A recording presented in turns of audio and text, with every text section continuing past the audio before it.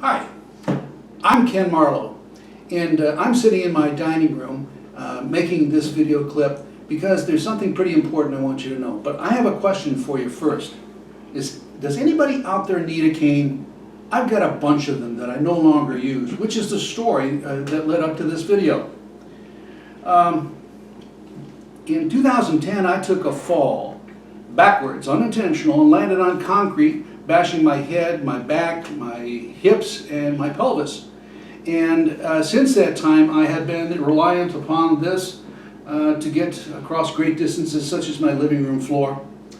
And despite the best that Western medicine had to offer, surgeries and alternative procedures, pain-killing procedures, and the like, Eastern, Western, metaphysical, energetic, all of the above, I remain in a lot of pain, hence the use of the cane.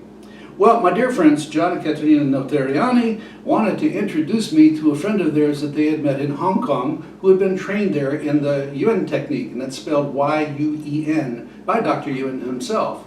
And the practitioner that they wanted me to meet was Julien Wilm, formerly of Hong Kong, now of France, and they brought him to my living room, and I couldn't escape. So they wanted to do a demo for me, trying to convince me that this would help.